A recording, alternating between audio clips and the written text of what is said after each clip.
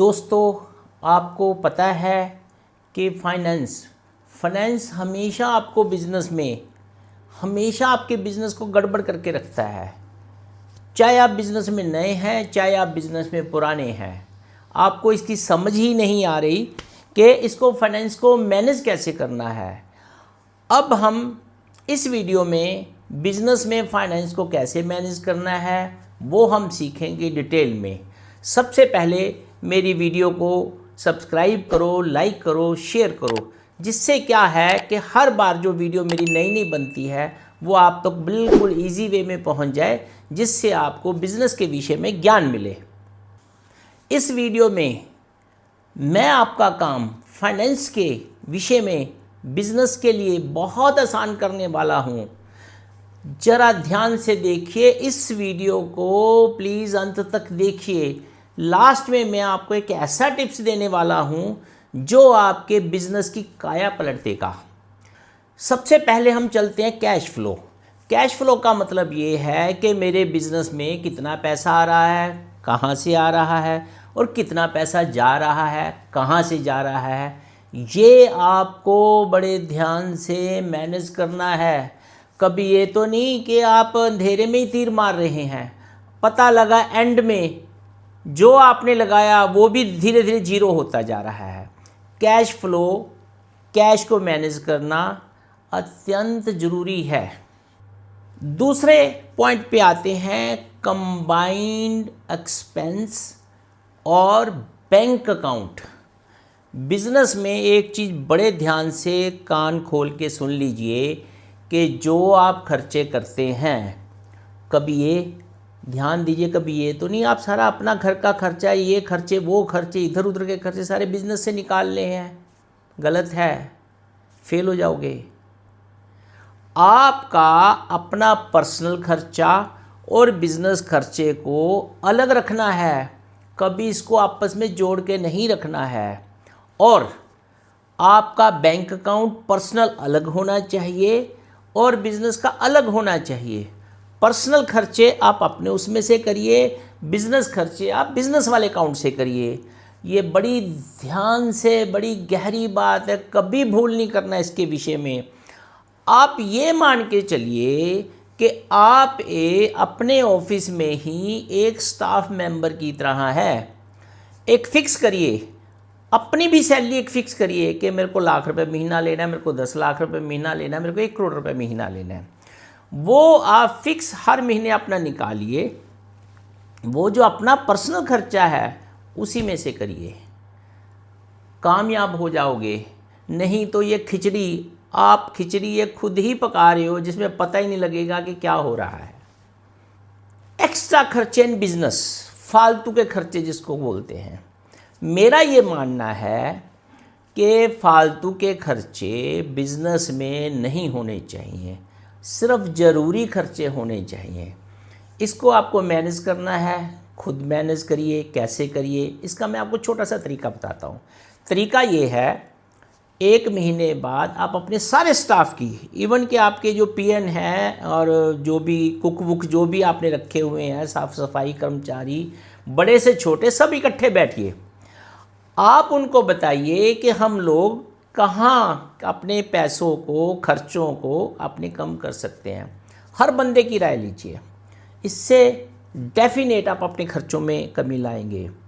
जो जिसके लेवल का, कोई सेल्स का बंदा है तो उससे पूछिए, कोई परचेज़ का बंदा तो उससे पूछिए, आपके जो मेड है जो आपका खाना वाना चाय पानी पिलाती उससे पूछिए।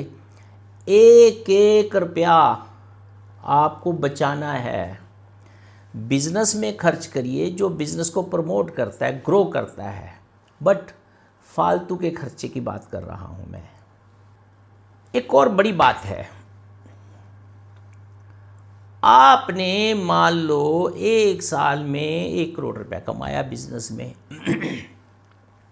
लोग क्या करते हैं, मान लो आपने बिज़नेस में 5 करोड़ इन्वेस्ट किया हुआ है, 1 करोड़ आपने साल में कमाया।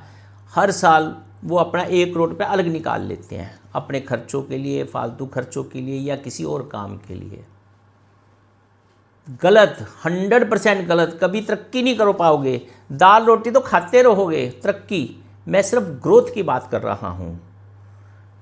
आपको याद रखिए 60 से 70%, 1 करोड़ में से 60 से 70 लाख रुपया मिनिमम आपको उसी बिजनेस में डालना है।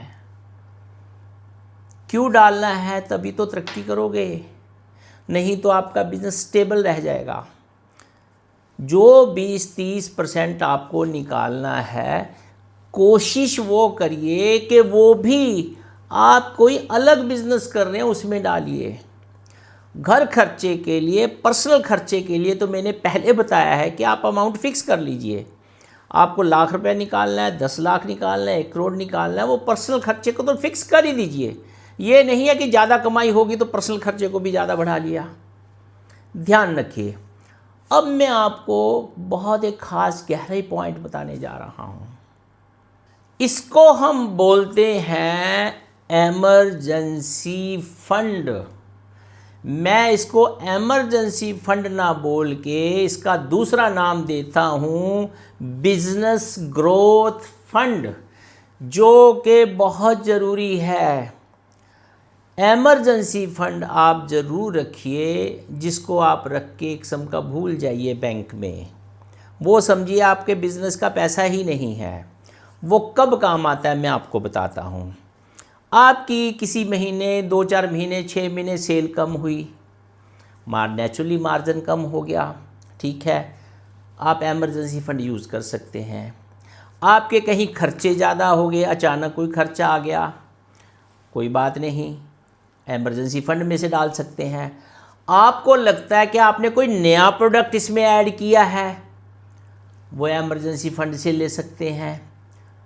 इमरजेंसी फंड का मतलब ये नहीं कि आप किसी और में लगे। इमरजेंसी फंड का मतलब ये है कि अचानक कोई चीज़ मेरे को खर्च करनी पड़े बिज़नेस में, तो वो हम यूज़ करें।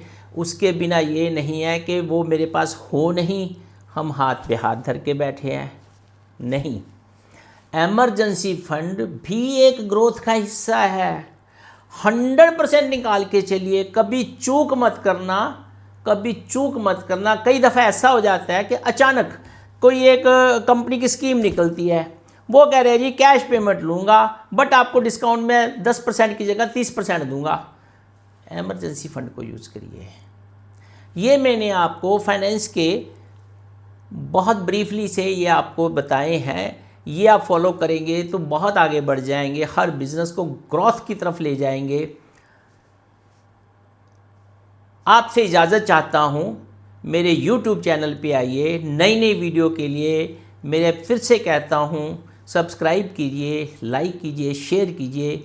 सुमन बिंदल बिज़नेस कोच, 40 साल का एक्सपीरियंस आपको दे रहा हूँ। साथ चलिए, अमीर बन जाओगे, पक्की बात कहता हूँ। धन्यवाद।